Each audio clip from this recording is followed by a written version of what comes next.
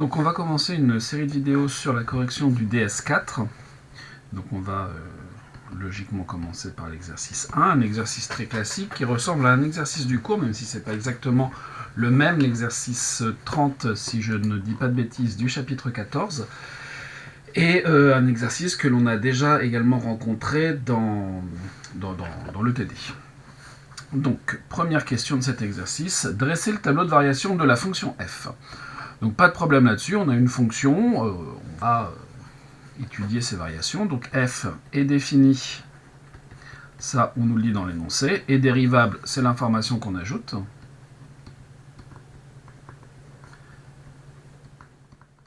Sur 0 plus l'infini, pourquoi? Eh bien parce que c'est la somme de telle fonction. En tant que somme de telle fonction. Voilà. Ensuite, on se donne x dans R plus étoile, parce que je suis un petit peu fainéant et ça va plus vite que d'écrire 0 plus l'infini. On va calculer f' de x, mais d'abord on va rappeler que f de x est 2 sur x, plus ln de x, c'est-à-dire 2 multiplié par 1 sur x, plus ln de x. Fort de cette information-là, f' de x, ça sera 2 fois dérivée de 1 sur x, donc moins 1 sur x carré, plus dérivée de la fonction ln, c'est-à-dire 1 sur x. Et donc on va avoir moins 2 sur x carré, plus 1 sur x. On a tout intérêt à mettre au même dénominateur, donc ici je multiplie par x, ici aussi. Et donc on obtient au numérateur moins 2 plus x, le tout, sur x carré. Donc cette chose-là va être du même signe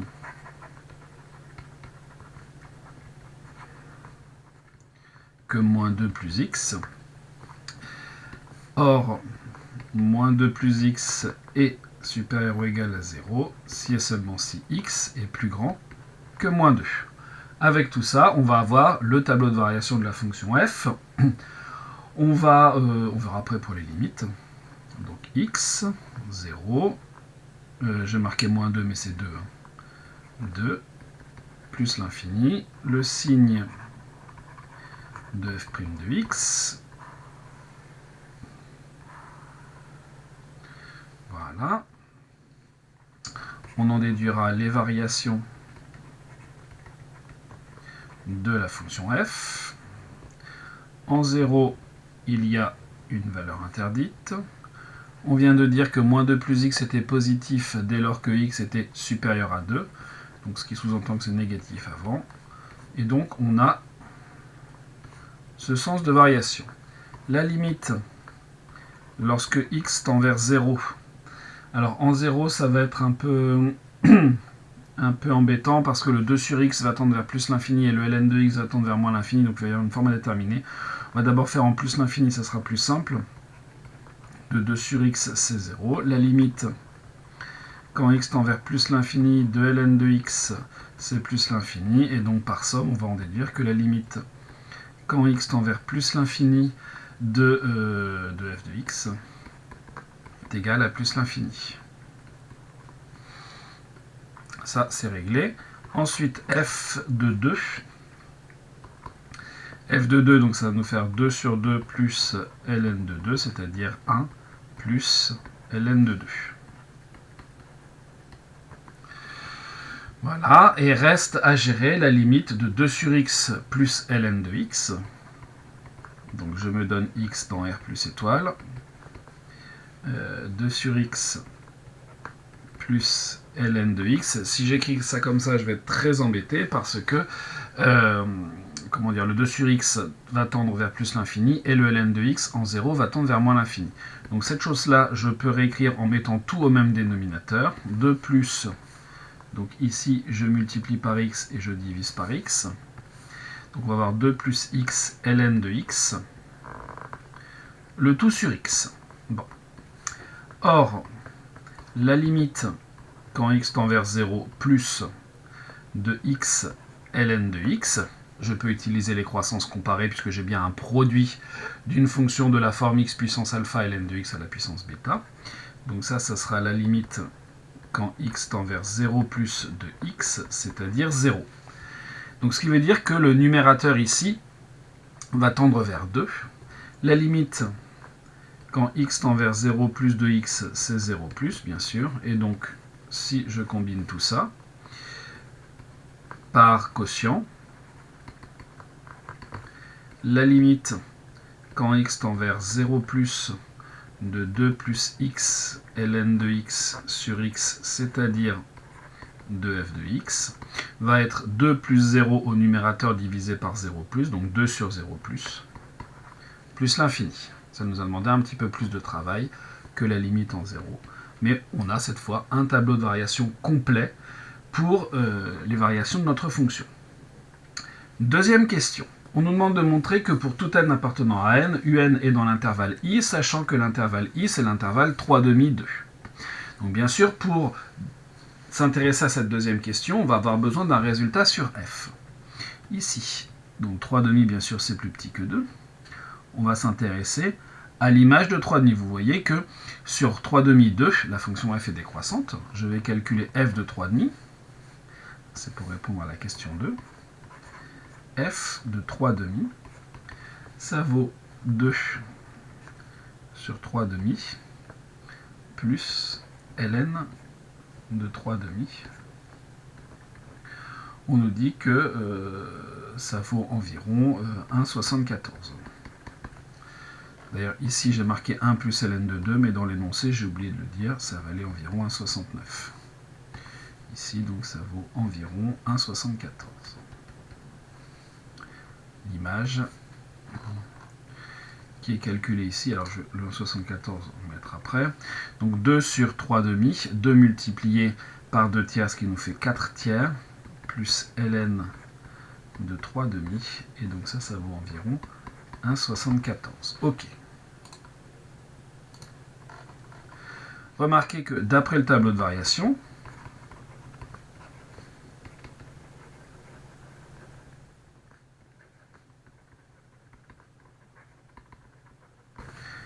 pour tout x appartenant à 3/2, 2, eh bien f de x est dans l'intervalle f de 2, qui est la plus petite valeur, f de 3/2. Donc f de 2, c'est 1,69, f de 3/2, c'est 1,74. Donc ça, c'est supérieur strictement à 3/2. Et ça, c'est strictement inférieur à 2. Donc cette chose-là est incluse dans l'intervalle 3/2, 2. Voilà. Ce préambule, disons, à la question 2, ça, je sais qu'il faut faire ça parce que j'ai déjà travaillé précédemment, enfin quand je dis je, vous devez le savoir aussi, parce que nous avons travaillé en classe précédemment ce genre d'exercice. Maintenant, si vous ne le voyez pas à ce moment-là, c'est pas grave. Il y a une récurrence à faire, et de toute façon, dans la récurrence, si vous ne l'avez pas fait avant, vous serez amené à utiliser ce résultat et à le démontrer dans la récurrence. Donc ensuite, on va montrer par récurrence que pour tout n appartenant à n, oui c'est ça, un est dans i, donc je me donne n appartenant à n. On note Pn la proposition, un est dans i. Très bien. Combien vaut U0 ? U0, c'est 3/2 qui appartient à i. Donc P0 est vrai.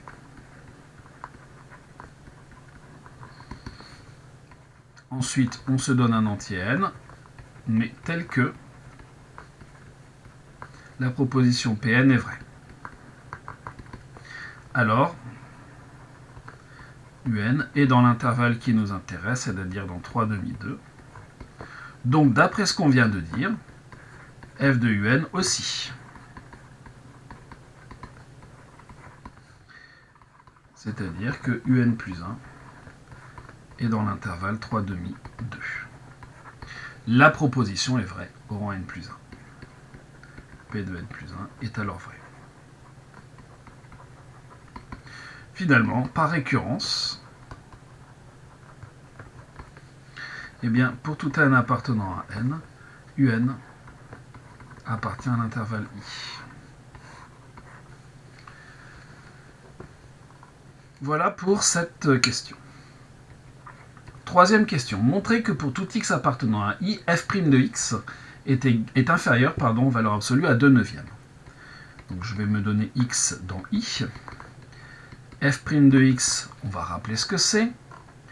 F' de x, on l'a calculé ici. Moins 2 plus x sur x carré.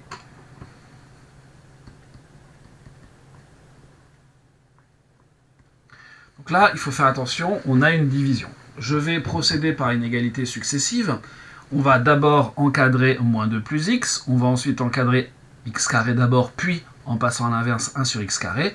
Et ensuite, on espère qu'on n'aura que des valeurs positives, ce qui nous permettra de passer à... Comment dire,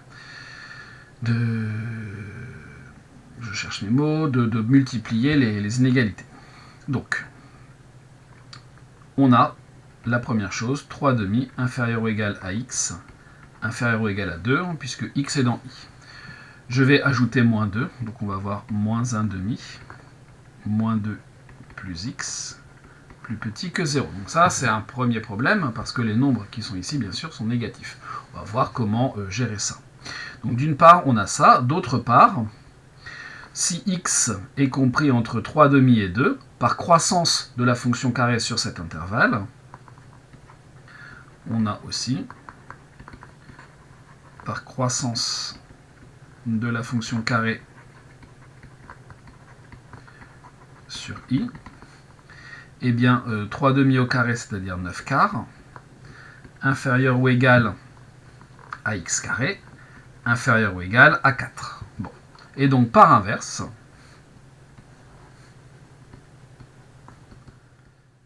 puisque la fonction inverse est décroissante, vous avez que 1 quart est inférieur ou égal à 1 sur x carré, inférieur ou égal à 4 neuvièmes. Et là, on voudrait bien pouvoir multiplier nos deux encadrements, sauf que celui-ci, il est toujours positif et l'autre est toujours négatif. Mais ici, on va tricher un petit peu, c'est-à-dire qu'on ne va pas, comment dire, on ne va pas encadrer f' tout de suite, on va d'abord encadrer moins f'. Et donc ici, je vais tout multiplier par moins 1. Donc on aura 1 demi, qui sera supérieur ou égal à moins 2 plus x, qui sera supérieur ou égal à 0. Ou si vous préférez, 0 qui sera plus petit que moins 2 plus x, qui sera inférieur à 1 demi. Et là maintenant, je me retrouve avec deux encadrements où tous les nombres sont positifs. Donc ça, c'est quelque chose que l'on a travaillé, rappelez-vous, c'était en tout début d'année, le premier ou le deuxième chapitre, on avait même rencontré ça dans un DM. Voilà comment on fait pour contourner un petit peu la restriction sur ces multiplications d'encadrement où on ne peut le faire que quand tout le monde est positif, ce qui n'est pas le cas ici. Maintenant tout le monde est positif, on peut procéder par produit. On aura donc 0, inférieur ou égal à moins 2 plus x multiplié par 1 sur x carré, donc sur x carré, plus petit que 1 demi multiplié par 4 neuvièmes, plus petit que 2 neuvièmes. Bon.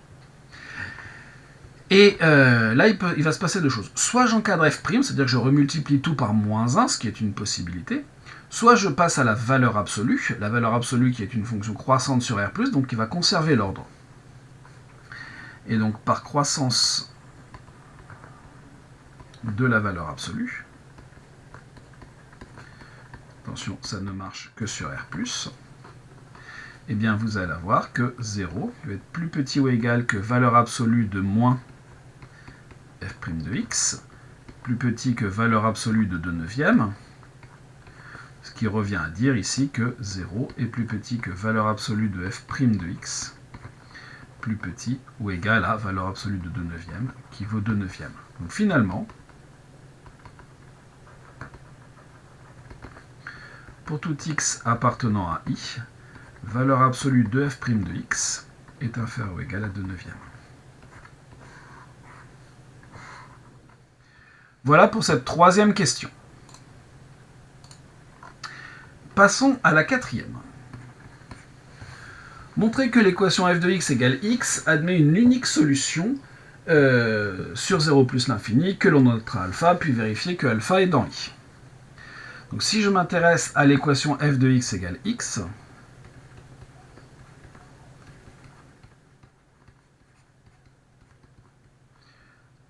ça équivaut à 2 sur x plus ln de x est égal à x, ce qui équivaut à 2 sur x plus ln de x moins x, qui vaut 0. Bon. Là, on a un souci, c'est que je peux tout mettre au même dénominateur, éventuellement. Ça peut se faire. Hein. Si je mets tout au même dénominateur, il va falloir que je mette tout sur x. Donc on aura 2 plus x ln de x moins x carré, le tout sur x, qui vaut 0. C'est-à-dire que ça équivaudrait à 2 plus x ln de x moins x carré égale 0.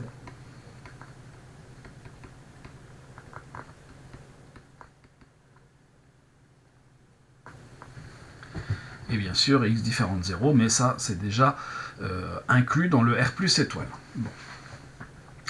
Et ça, on ne sait pas résoudre cette équation-là numériquement, directement, en passant à l'exponentielle et ainsi de suite. De toute façon, dès que vous allez avoir une équation qui va mélanger x à une certaine puissance et ln de x, ou qui va mélanger x et de l'exponentielle, on est coincé. Donc là, il va falloir qu'on montre qu'il y a une unique solution, et on espère que le théorème des valeurs intermédiaires, ou le théorème de la bijection, on verra bien ce que l'on pourra utiliser, va nous être utile. Donc je vais appeler g cette fonction-là. On a le droit de l'appeler autrement que g, bien sûr, hein. Soit g, la fonction qui à x associe 2 plus x ln de x moins x carré, définie sur R plus étoile. Bien sûr, g est dérivable sur R plus étoile, puisqu'il s'agit de somme de somme et produit de fonctions dérivables. Que somme et produit de telle fonction.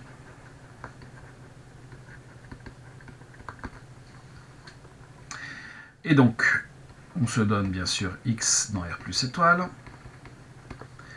G' de x va être égal à 2, ça s'en va. Alors le x ln de x, il est un peu embêtant parce que c'est un produit. Donc on va avoir une fois ln de x, plus x fois 1 sur x, moins 2x, c'est-à-dire ln de x plus 1, moins 2x. Bon. Le problème étant que ln de x, lui, il peut être positif, il peut être négatif, que le 1, bon, le 1, lui, va être positif, forcément, et le moins 2x va un petit peu nous embêter dans cette histoire-là. On ne sait pas dire facilement si cette chose-là est positive ou négative. Bon. On peut dériver une deuxième fois. On aura 1 sur x moins 2. Là, c'est un petit peu plus sympathique. C'est-à-dire, hop, 1 moins 2x, le tout sur x. Quand est-ce que c'est positif? Eh bien, ça va être positif si et seulement si x est inférieur ou égal à 1,5. C'est-à-dire qu'on va voir la chose suivante. 0, 1,5, plus l'infini, le signe de g seconde de x, et donc on aura les variations de g'. Bien sûr, il y a valeur interdite en 0. Ici, positif, négatif après. Donc g' admet un maximum en 1,5.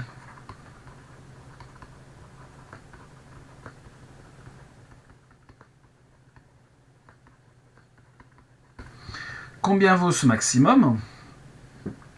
Eh bien, g' de 1,5 vaut ln de 1,5 plus 1 moins 2 fois 1,5 moins 1, c'est-à-dire ln de 1,5 et ln de 1,5, c'est positif.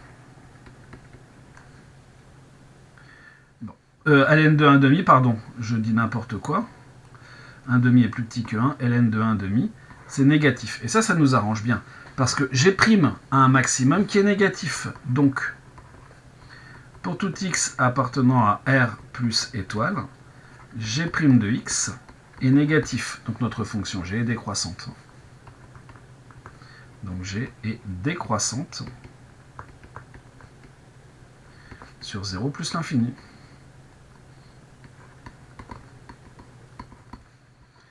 Donc pour G, on va avoir la chose suivante. 0 plus l'infini. On a ici les variations de la fonction G. Belle valeur interdite. Et ça descend. Reste à vérifier maintenant, à regarder les limites. Notre fonction G, elle est là. En 0, x carré va tendre vers 0. 2 va tendre vers 2. Et x ln de x, par croissance comparée, va tendre vers 0. Donc la limite de x ln de x, quand x tend vers 0, c'est 0 par croissance comparée. La limite, quand x tend vers 0, de x carré, eh bien, c'est 0. Donc, la limite, quand x tend vers 0, de g de x, non pas 0, mais 2. Vous avez donc un morceau qui tend vers 2, un morceau qui tend vers 0, un morceau qui tend vers 0. Globalement, g tend vers 2. Et en plus l'infini. Donc g de x, c'est 2 plus x ln de x moins x carré. Évidemment, en plus l'infini, x ln de x va tendre vers plus l'infini. Ok. En plus l'infini aussi, x carré va tendre vers plus l'infini. Avec le moins l'infini, on aura une forme indéterminée. Donc il faut s'en sortir en mettant en facteur. Le 2, c'est pas lui qui va nous gêner, donc je le laisse à part. 2 plus, on a toujours intérêt à mettre la plus grosse puissance en facteur. Donc on aura x carré, facteur de ln de x multiplié par 1 sur x, donc je vais noter x à la puissance moins 1 ln de x, moins 1. Or, la limite, quand x tend vers plus l'infini de x moins 1 ln de x, c'est la limite de x moins 1, c'est-à-dire 0, par croissance comparée. Donc, la limite, quand x tend vers plus l'infini de g de x, moins 1 qui tend vers moins 1, cette chose-là qui tend vers 0, donc globalement ici la parenthèse tend vers moins 1, le x carré qui tend vers plus l'infini, on obtient moins l'infini.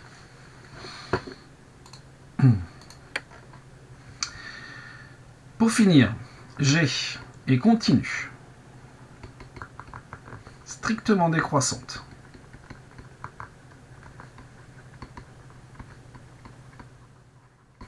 De R plus étoile dans, on a donc dit, moins l'infini 2. Donc par le théorème de la bijection,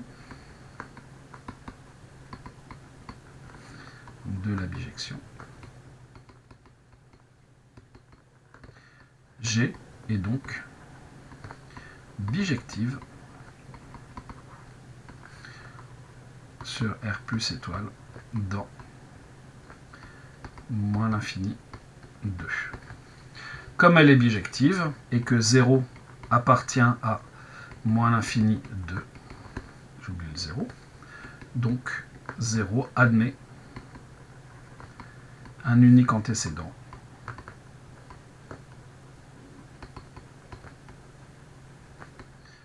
par la fonction g.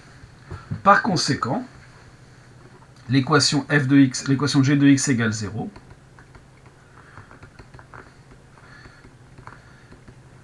admet donc une unique solution sur R plus étoile. Bien sûr, cette unique solution, c'est la même que celle que f de x égale x, on l'a dit plus haut. On va profiter de la fonction g pour vérifier que cette valeur alpha est dans i. Notons là alpha. Et donc g de 3 demi, qu'est-ce que j'ai 2 plus 3 demi multiplié par ln de 3 demi, moins 9 quarts.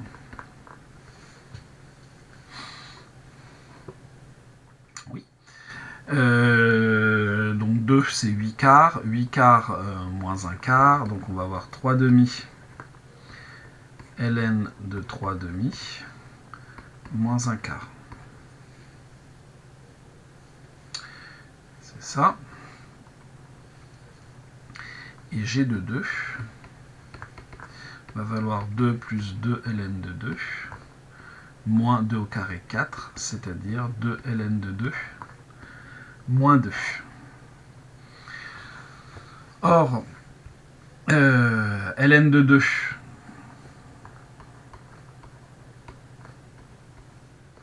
vaut environ 0,69. Alors comment est-ce qu'on sait ça? Soit on en connaît une valeur approchée, soit on nous a dit plus haut que f de 2 était égal environ à 1,69.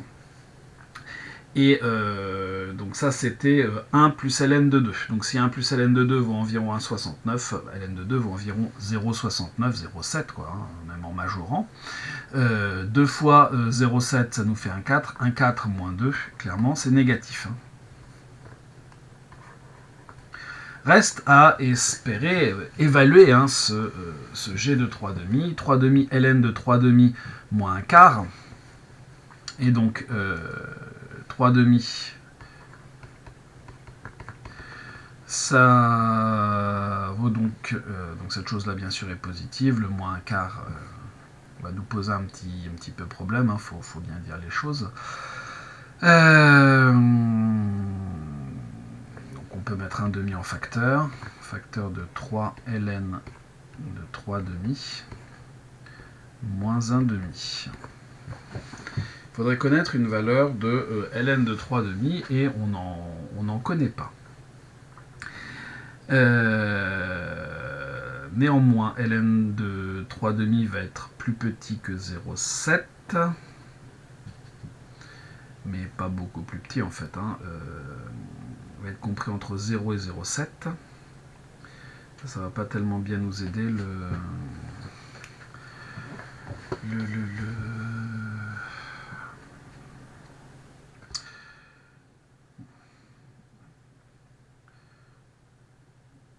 Je pense qu'on peut trouver une valeur de comme on l'a fait au-dessus.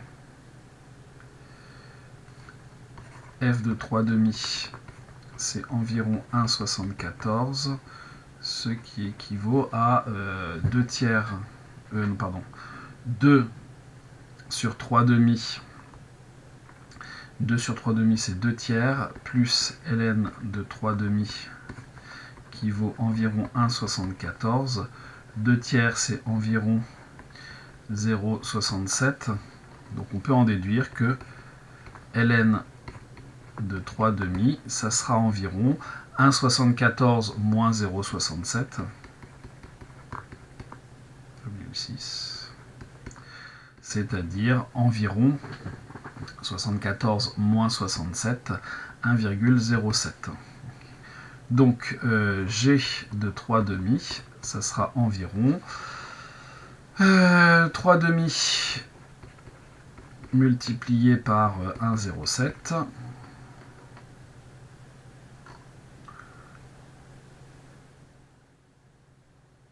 Il y a quelque chose qui m'embête, j'ai oublié quelque chose. J'ai oublié, parce que ça va faire beaucoup de trop. C'est 4 tiers. Ici, c'est pas 2 tiers, c'est 4 tiers. Et donc, ça vaut pas 0,67. Ça vaut un petit peu plus. Un tiers, ça vaut environ 1,33.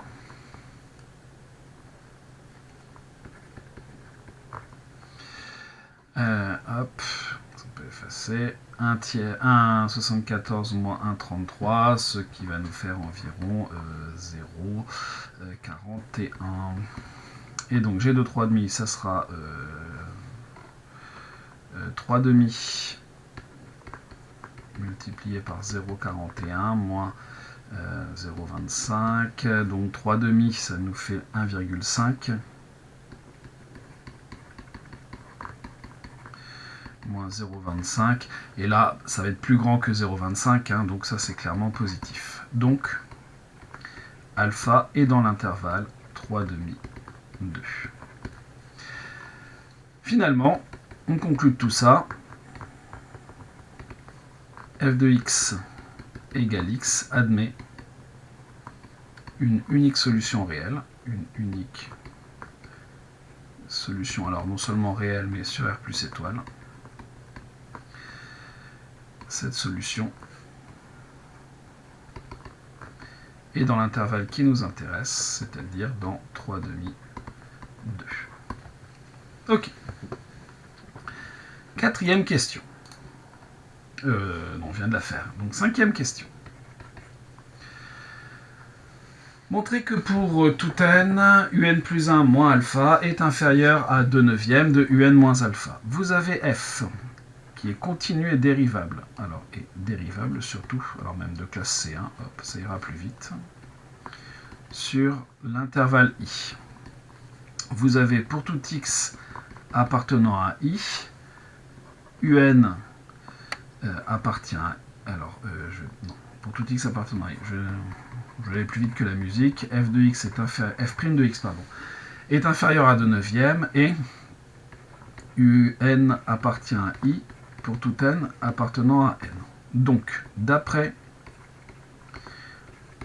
l'inégalité des accroissements finis, pour tout n appartenant à n, vous avez f de un moins f de alpha, qui sera plus petit que 2 neuvièmes, multiplié par un moins alpha, ce qui revient à dire que pour tout entier n, f de un, c'est un plus 1, f de alpha, c'est alpha, puisque c'est la solution unique de f de x égale x, plus petit que 2 neuvièmes, multiplié par un moins alpha.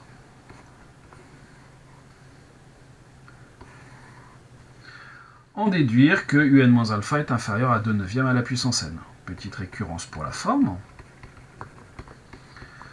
On pose la proposition Pn.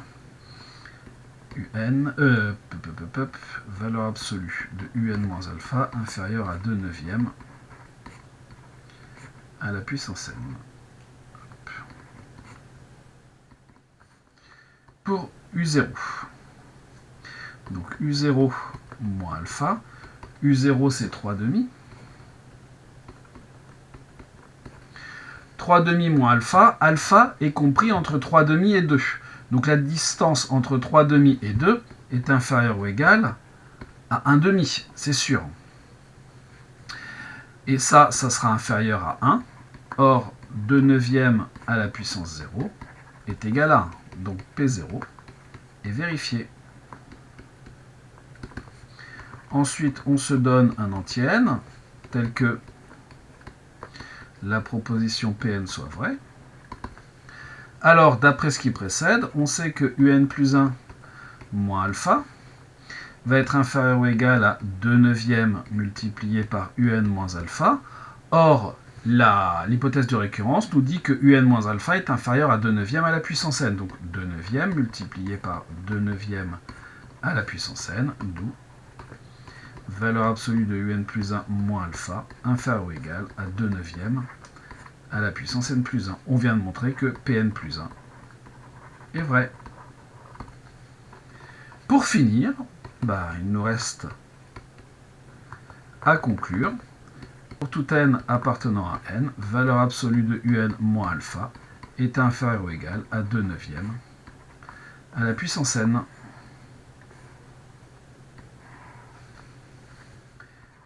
Sixième et dernière question. Montrer que la suite un est convergente et préciser sa limite. Vous avez 2 neuvièmes qui est compris entre moins 1 et 1. Donc, la limite, quand n tend vers plus l'infini de 2 neuvièmes à la puissance n, vaut 0. Par comparaison, la limite, quand n tend vers plus l'infini, de un moins alpha vaut aussi 0. Et donc, la suite un converge. vers alpha. L'air de rien, on vient de fabriquer une suite qui converge vers cette solution alpha dont on ignore la valeur. Et bien sûr, derrière, on pourrait, ça ne nous est pas demandé, mais on pourrait le faire, on pourrait mettre en place un programme en Scilab, par exemple, qui nous permette d'avoir une valeur approchée de alpha en calculant suffisamment de termes de la suite UN. Voilà pour ce premier exercice.